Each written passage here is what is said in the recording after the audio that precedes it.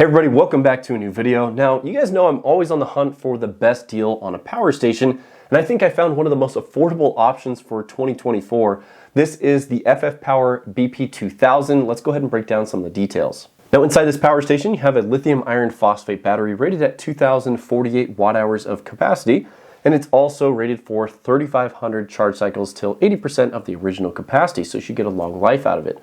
On the front, you have a pure sine wave inverter rated at 2,200 watts and these 20 amp outlets. You also have an RV connection on the side of the power station if you want to use that. This has a dedicated UPS mode. It's rated at 10 milliseconds. I'll tell you, I tested way under that, and I'll show you guys those results later in the video. This also has dedicated fast charging from AC Power. It's cool because it allows up to 1,800 watts, but it does have adjustable AC charging with a little switch. So if you want to drop down the charging speed, you can. This also supports up to 1,000 watts of solar or DC input with a cutoff of 120 volts. So it's nice to be able to connect solar panels in series on this. Now, if you guys remember the first gen from FFpower, the P2000 one of the downsides of that unit is that it did not take expansion batteries. But this second gen unit, it's upgraded. This does take expansion batteries, and we have one of those right here. This is the B2000. Now, this is a standalone DC power station. It has its own outputs. I'll break that down a little bit later. And you can connect 7 of these up to one of the main units for a total of 16 kilowatt hours of capacity. Now, one of the downsides is it does use one of these honking cables. I would have loved to see kind of a 90-degree cable so it was super slim, but that's what you get with the power station. Now, I mentioned that this is an affordable option, so let's go ahead and break down the price. The BP2000 power station is currently on sale for $1,099 or 53 cents per watt hour. If you want to pick up the bundle with the power station and the extra battery, that is currently priced at $2,099 or 51 cents per watt hour. So this is what it looks like when you have the power station and the smart battery connected up. Now, I did take this cable and I put a loop in it, so it kind of brings it in a little bit. So it's flexible enough that you can do that, so it saves a little bit of room. Now, one thing to keep in mind, whenever you have a smart battery connected up to the main power station, it disables the DC output. So this is supposed to be used as a standalone DC output power station, and when it's connected, keep in mind that these outputs are disabled. So now that you guys have a brief overview of what this device is, now I want to put it through a bunch of different tests to see how it actually performs, because this is a budget or an affordable unit, so we're probably going to find a few little bugs or quirks about it. So let's see what happens. First, I'm going to test the AC inverter to see how that does. Then we'll test the DC output and USB ports. And at the end, we'll take all those results and put this through my power station grading system and give it a score of 1 to 10 so we can compare it against the competition. So if the price is really, really good and you have just a few quirks, well, maybe it's still worth it. So let's go ahead and jump into testing the AC inverter. This size of power station is really good for a home backup to run fridges, things like that if the power's out. So let's see how it does. I started my first test on the inverter by setting up a 2200 watt load. I like to make sure nothing goes wrong as the inverter is stressed out and running at peak output. After the test had been going for a couple minutes, I checked the output of my oscilloscope. It was putting out a pure sine wave at 60 Hertz and 121 volts output. After a few minutes passed, the power station fans were running at full speed. I was measuring around 59 decibels of noise with my sound meter. Be aware, these fans are quite loud compared to other models I have tested recently. But do the fans move enough air to keep the internal components from overheating? When using my thermal camera, I measured 98 degrees near the fan exhaust port, so the fans really do work well to keep the internal temperature down. After I finished those measurements, my stopwatch hit the 15-minute mark and the FFpower passed the max load test. Now, how many watts will the inverter allow you to pull before it shuts down from being overloaded? I turned up the load from our previous test and it ramped up until 2,680 watts before finally shutting down. So the BP2000 also features UPS functionality with an advertised 10 millisecond cutover time, so let's go ahead and see how it performs. In order to test this out, I have my desktop workstation, LED monitor, and studio lights all connected to the AC inverter. The power station is currently in UPS mode and is charging from AC wall power. And down here, I have an inline switch to shut it off so we can test the cutover times. I also have my oscilloscope connected into the AC inverter so we can actually record the cutover time and track it on the screen. So now that everything's ready to go and plugged in, let's go ahead and cut out the power and see how fast it swaps over. Now, I've been trying to capture this about 6 times. It's so fast, the LED lights don't even flicker from my studio lights. So let's go ahead and try to capture this. I'm gonna push the record button and then drop it out. 3, 2, 1, record. Oh, there we go, I might have gotten it. Okay, so we actually did capture it. So the power was flowing, and this little line right here is the amount of time that it was cut off, and then power was restored. Now, each one of these little squares is 5 milliseconds. So let's go ahead and get some cursors and measure this out. So with the cursors on the screen, from this point to this point, it's showing 6.2 milliseconds. So this UPS mode is super fast. So now I'm running a stress test on the PC just to make the power go up a little bit higher. I'm gonna go ahead and cut it out and see if it works. So 3, 2, 1. Yep, my LED lights don't even flicker, guys. This thing has a super fast UPS mode. So if you guys are looking for a power station with a fast enough UPS mode to keep your sensitive devices running if the power's cut out, this one will definitely do it. Now, briefly, I want to make sure that these ports are wired properly. So I have my outlet tester plugged in, and it's currently showing open or floating ground. Now, keep in mind, this has LED lights, so it's kind of doing weird things with the shutter speed on the camera. But most gas generators and power stations do have floating or open ground, so that's good. But what happens if we connect it to the wall charger? So I plugged it into the wall. After a few seconds, it's going to kick on, so let's go ahead and see what happens. Okay, so you can see that it is correctly wired. It's grounded now that it's charging from wall power. Now, the national average for a power outage is around 7 hours. Do you have a way to keep your food from spoiling if the power is out for an extended amount of time? The BP2000 actually ran in my basement refrigerator for around 26 hours before the battery finally died. Keep in mind, you'll get longer run times like this in the winter since the fridge compressor doesn't have to run as often. I'd expect around 4 to 5 hours less if it was warmer in my basement like during summer. Does the power station inverter create any interference or noise when enabled? This test is helpful for people wanting to run sensitive audio equipment. Using my dirty electricity meter, the electromagnetic interference reading was quite high, measuring over 2,000 millivolts of noise. I also tested with my guitar amp plugged into the inverter to see if the output would also be affected.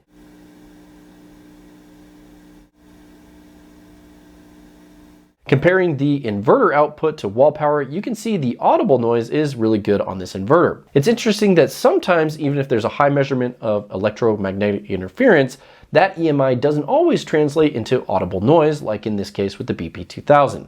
I also wanted to test what type of interference I would hear on a small handheld AM radio. With the AC inverter running, these were the results of the test. Christopher Kamrani. All right, CK, let's start with a little wind out. Start with a Joshua Windass. For our listeners, Joshua Windass is a soccer player for Sheffield.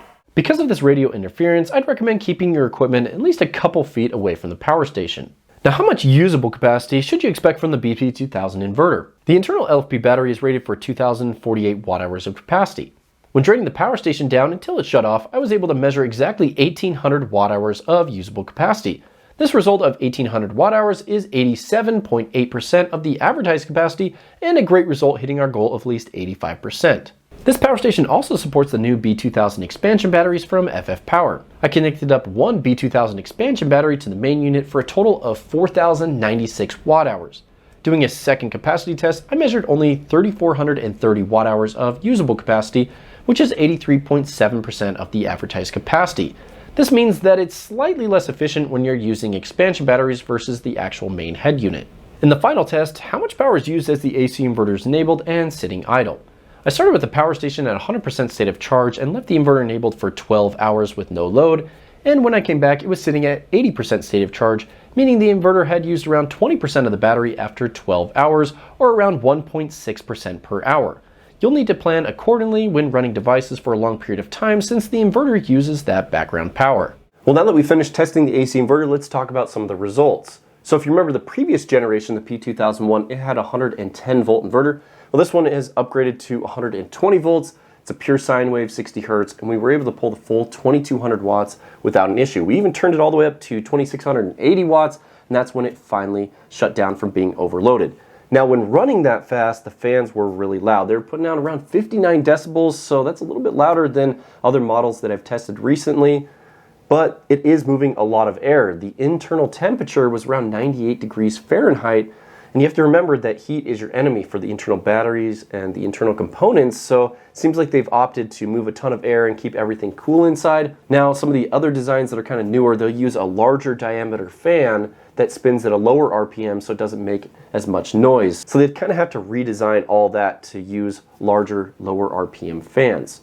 Now what about the UPS mode? Super impressive, guys, 6.2 milliseconds. That is the fastest UPS mode in this size bracket for a 2000 watt hour power station, so very impressive there. Keep in mind that as the battery dies and it turns back on from being plugged into the wall, if power is restored, the AC inverter does not turn back on. Now that is the case for basically all power stations right now. I would love to see a power station that whenever it's plugged into the wall, you lose power, completely dies, then power is regained and it starts charging again. I'd love for the AC inverter to turn back on automatically. Now, when we did a discharge test, we got 87%, which is above our goal of 85, so that's good. So looking at all the results of the AC inverter test, the only thing to complain about is really the loudness of the fans, and everything else did really well. Okay, so swapping gears a bit, now I want to talk about the DC output, which is your 12 and 24 volt output and your USB ports. So if someone wants to use this in an overlanding setup, a van life build, or even car camping, it's nice to have those available for 12 volt devices like your 12 volt fridges or even diesel heaters. But how much power can we actually get from those ports? Let's go ahead and test it out and see what we get. What voltage do you get from the DC output? I confirmed the DC output of the FFpower is regulated at 13.4 volts.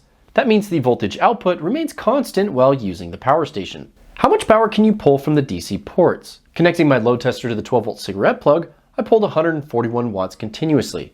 When connecting to the 5521 barrel port, I was able to pull around 45 watts continuously. I also tried to pull power from both these ports at the same time, and I was able to pull around 191 watts without the power station shutting down. I didn't have the correct aviation plug to test the 24 volt output port, but it's rated for 240 watts of power. Now, how do the USB ports perform? The BP2000 supports 2 USB-C 100 watt power delivery ports, 2 USB-A quick charge ports, and 2 USB-A slow charge ports. Testing out the USB-C ports first, I plugged in 2 different power stations, my EcoFlow River 2 Pro and Energizer 320. The Energizer was able to charge at 100 watts input, however I couldn't get my EcoFlow River 2 Pro to take a charge. I actually tried 4 different 100 watt USB-C cables, but no dice. Sometimes the communication between power delivery devices just doesn't work properly, and it seems like this might be an issue on this power station. Moving on, I tested all the USB ports at the same time, connecting up a variety of different devices. The screen showed 121 watts of power being used. I then decided to test both the USB ports and the 12 volt output at the same time. I was able to increase the total power to a little over 300 watts from the power station DC output. How does the DC output affect a handheld AM radio? Here's what happens when you have a small radio next to the power station with the DC output enabled. But I'm surprised he's not.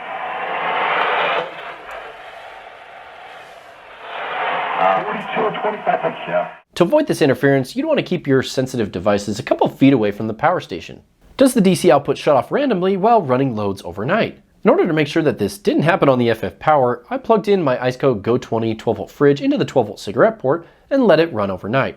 I came back after 16 hours and the DC output hadn't shut down and the fridge was still running with the power station at 80% state of charge. Now, how much usable capacity can we pull from the DC output as we discharge the power station? The BP2000 is advertised to have 2048 watt hours of capacity. While draining the power station completely down via my battery load tester, I was able to pull 1586 watt hours over a 12-hour period.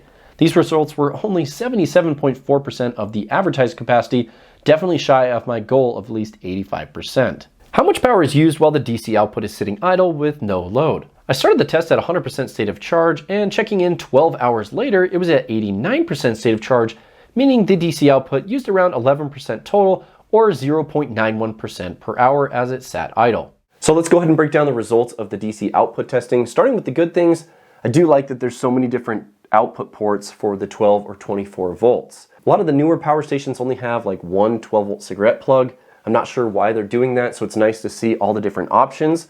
And that 24 volt 10 amp port is pretty interesting, being able to provide 240 watts of power. The only thing that I could think of running off that would be a 12 volt fridge, because they do support 24 volts as well. But other than that, I'm not sure how useful that port is. Now, talking about the actual capacity test where we discharge this all the way down, we got 77% of the advertised capacity.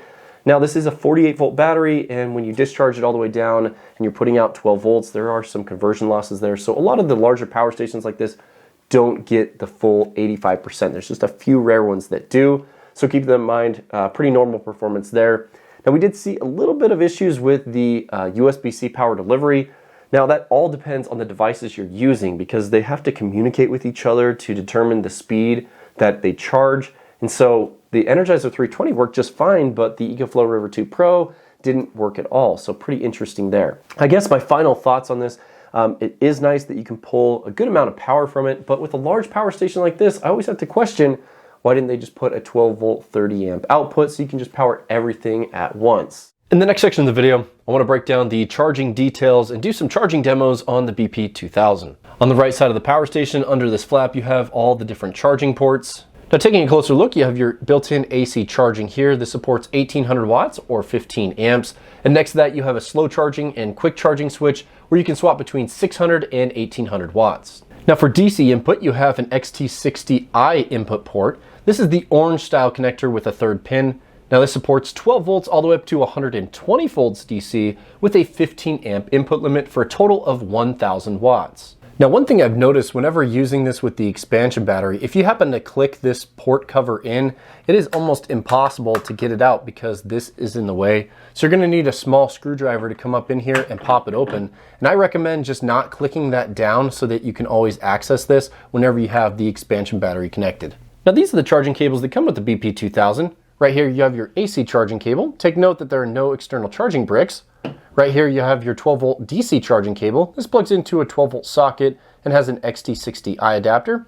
And then this is your solar charging cable. It has MC4 connections with an XT60i adapter. Unfortunately, the solar charging cable did not have polarity marked on the MC4 adapters, so I took a silver Sharpie and updated that. So this is the polarity for the solar charging cable. So now I want to go ahead and do a few charging demos on the BP2000. So I've connected the AC charging cable.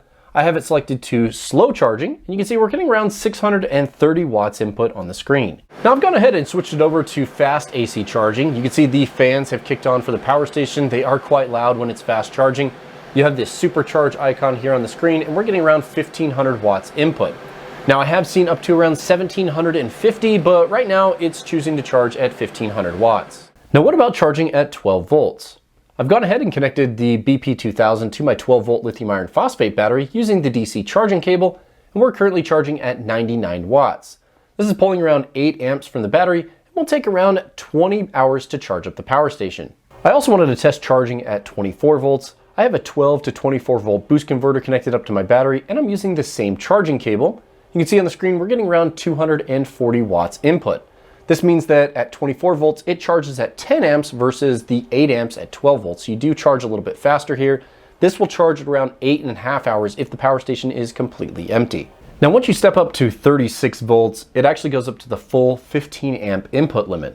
I'm testing this by using a 12 to 36 volt boost converter. You can see we're getting 540 watts input, which means that's 36 volts at 15 amps. So this will charge the power station quite a bit faster. It'll only take around 4 hours to charge if it's completely empty. Keep in mind at 36 volts, I'm using the solar charging cable, which is rated for 15 amps. I would not recommend using the 12 volt charging cable because it would probably get pretty warm and might even melt. Now what about charging at 48 volts?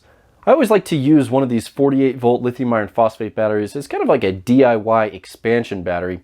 So let's go ahead and connect it up and see how many watts we can charge at. So with the server rack battery connected up, we're getting around 776 watts input, which is a really fast charging speed.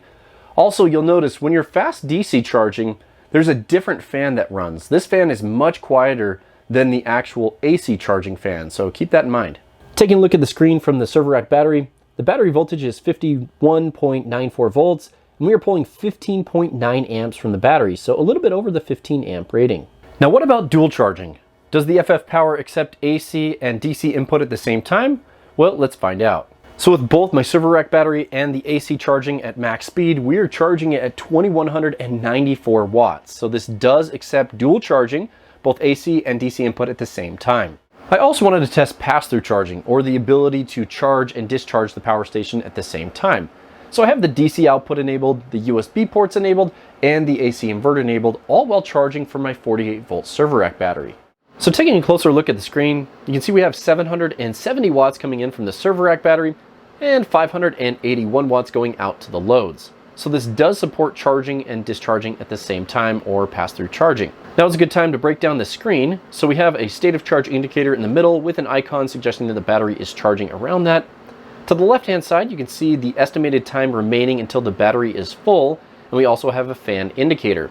So this power station has a very simple and clean display. Now I did notice an interesting feature when I was testing this power station. For example, if the power station was at 100% state of charge and you were discharging it, it actually wouldn't take a charge until it got below 95%. Once it hit 95% state of charge, it would then start charging again. And I think this is in place so that the internal battery doesn't cycle as often, giving the power station a longer lifespan. Now, what about charging with solar panels? Well, I'll tell you guys, the weather has been absolutely horrible for the last 3 weeks or so. It's been nothing but clouds, rain, and snow. Now, I did connect it up to my Renogy 1000 watt array that has a VOC right under 120 volts. So it is compatible with this power station, but getting around 100 watts in cloudy weather isn't something really to brag about. If you remember, when we charged this with the 48 volt server rack battery, it almost got 800 watts. So it should be very easy to get that full 1000 watt input with the 120 volts and the 15 amp input limit. So I don't think there's an issue getting that much power from solar panels. Now, what about having solar panels connected 24/7? Well, I did try that. I had solar panels connected overnight, and in the morning, this thing would beep like crazy, and here's an example of what would happen.